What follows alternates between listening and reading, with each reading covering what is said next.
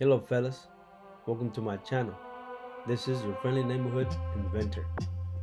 Today's video is about wood treatment and how to treat your wood more than the table saw table build. I bring you today certain methods that I use to treat my wood and to keep it away from critters, termites, and other insects that might eat your wood. Definitely recommend it. I know that a lot of people frown upon it, but it comes out of the ground, it'll go back into the ground. Anyways, always give thanks. And now to the video. I got this 5-gallon bucket right here. They got a mess here. Almost done though. Almost done with the building. I'll clean all this up once I'm done. But yeah, it's a mess. But okay, so I got this 5-gallon bucket. Has a little bit of clay, you know, just a little bit. This is used motor oil.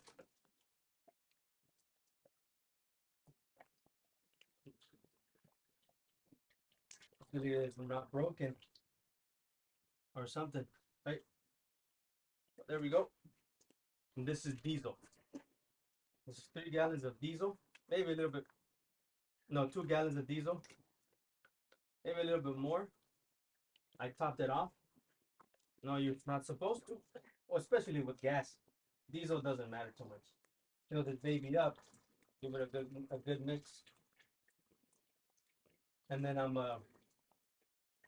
dip the 4x4s into this frame molding that I just purchased from Home Depot. They're for fences, fence post, PVC fence post.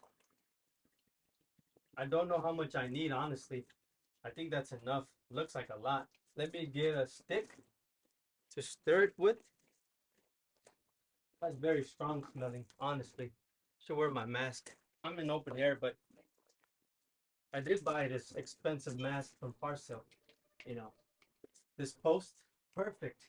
You know, so I was thinking of maybe dig a trench, grab some of that plastic. I think it's 0.08 millimeters or something. It's very thin, but it's also waterproof, so no water goes to it. So I could use that and put on the ground, dig a hole, and put that plastic, and then put this, and then put this in it. But then I'd probably make a mess.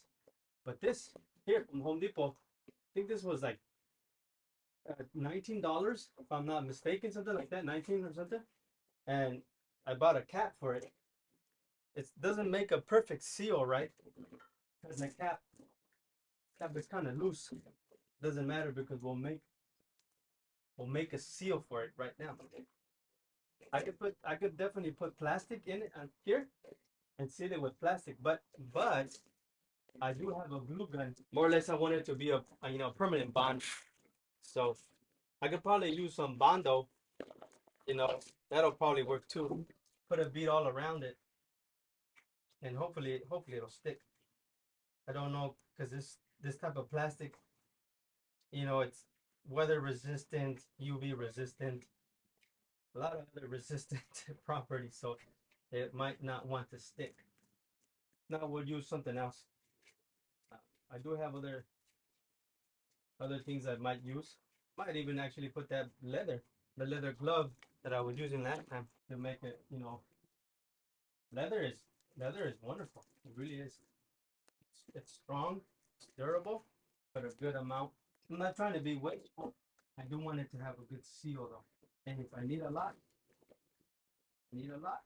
Like I said, I don't know if this will work because of the type of plastic. We'll see if that holds.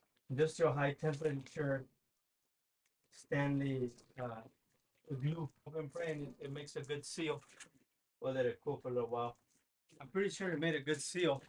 I'm definitely gonna need an anchor to anchor this, to anchor the posts when I dip them in the oil. I'm gonna need it. And these will probably work, but I just need a loop. And I think I had one. I think I had a few here, but I don't know. Don't know where I left them. I know they were here somewhere. I might have used them all. I know I had one left. They're pretty good. Let me test that with water. If it's made a good seal. Yep. I say that was successful. It sealed it for sure. I'd say that was successful. Dig a hole in the ground. Well, that's me digging in the hole in that ground. That ground was hard, very hard. I was surprised.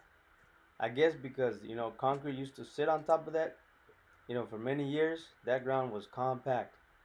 Anyways, I got it done, and also I checked the oil level next day, and none of the oil had seeped into the ground. So I'm very happy with it. I'm very happy with the seal, and very happy how it came out. And also moving that ladder, found those loops, those nails with those loops, which I was looking for like I don't know a few hours. Anyways, this is me pouring that oil. I know some of it spilled out, but I'm not too worried about it. Oil comes out of the ground, also diesel, so it'll be fine. Anyways, that's the post. It's about 32 inches. I thought it would be too much oil and diesel mix inside that tube, but I guess not. It was perfect, and I'd let it sit in there for a little while so it could, bubble and go in through every crevice, and it came out perfect. I'm really happy with it. That's why I got it 10 feet, and I was gonna cut it down because I said if I have, a 10-foot one, it'll displace a lot of it. Right, it'll displace a lot of it. So I gotta get a pump or something, a manual pump or something so I could take out the oil. There is manual pumps for oil. Anyways, but I was thinking of that. But this one's really big, so it might displace all of the oil or too much of it. We'll see. But yeah, I shouldn't have put too much oil in.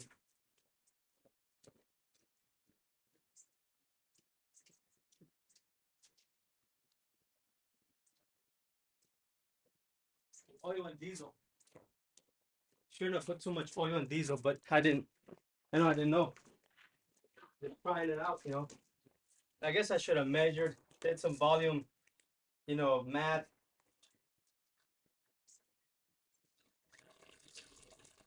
But I didn't. I just, hide it. But yeah, I should have done some math. I should have done some math. Now I gotta break the seal again. Ah, shit.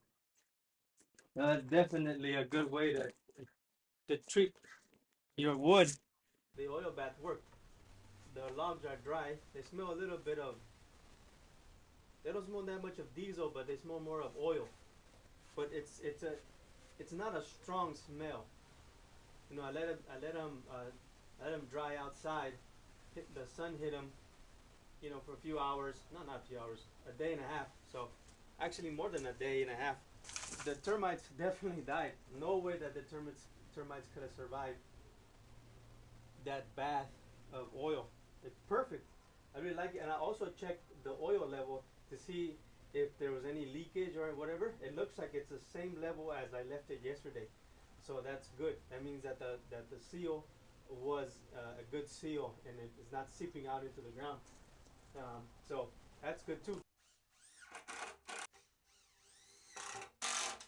I was thinking of putting in some bigger bolts in this instead of these, but I don't have enough of them. But I have enough of these, so I just put 3 on each side, and that should be more than enough to hold it together without any stress. There we go. Feels pretty solid. This one's a little lopsided, but once I drill it in, it'll hold. There we go. Yeah, that's pretty solid. They're not gonna move. It's not gonna go nowhere. I'm really happy. Oil and diesel dip that I made. I mean, fantastic. The only time will tell if it actually really did kill all the termites. I know that termites can. It says that termites can hold their breath or live underwater for up to 48 hours, depending on the species. But for the most part, is about 12 hours. So people would drown termites to kill them. I'd have to leave it in there for 12, 24 hours or more, 48 hours. You know, it is possible for them to survive. If I just dip them into the oil, a quick dip, take out, they will die. And they will die quickly because they're surrounded by the oil and also by the diesel. They can't breathe that in. It'll block their pores. It will definitely kill them almost on contact. So,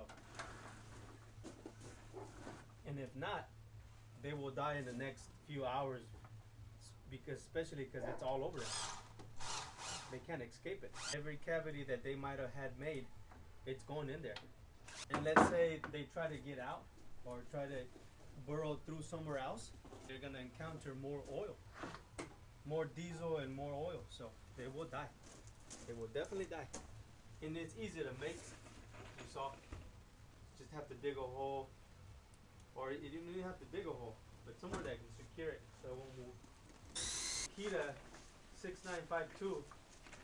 It's extremely powerful. I've broken bolts, really thick bolts, 2-inch bolts. Extremely powerful. I might put some support, but I don't think I need to. I mean, that is solid.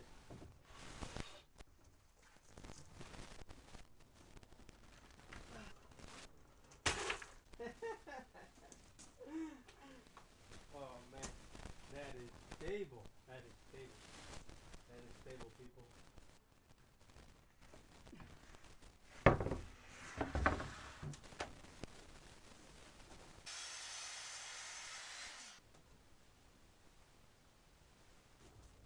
To clean these ear muffs because they're giving me itch in my ear. Alright fellas, I just wanted to show you something. I couldn't get this table top level, measure the bottom feet, and so I could put some boards or some 2x4s, so I could have it level the top of the table saw to level to the top of the table I'm making for it. And I just, for the love of God, I just couldn't. And it was so hard, and it was raining yesterday, and my head started hurting, and I couldn't get it, level. And I had my T level, I had my 90-degree level, and I just, couldn't get the measurements right for some reason, for another. I just couldn't get it. However, I clamped it down.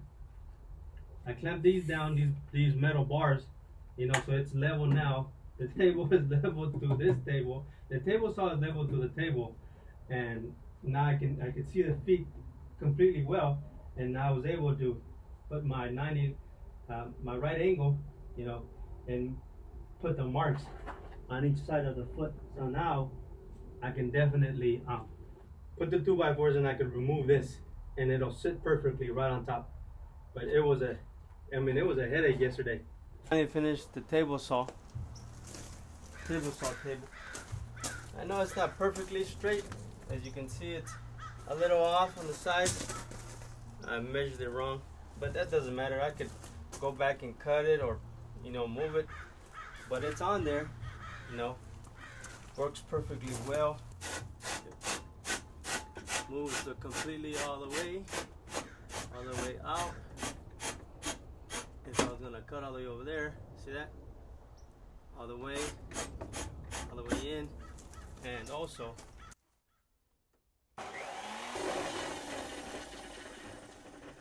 I know it's under there, so I have to reach, in kind of far, as you can see. But I'm thinking I might cut this a little bit, but I'm not sure yet.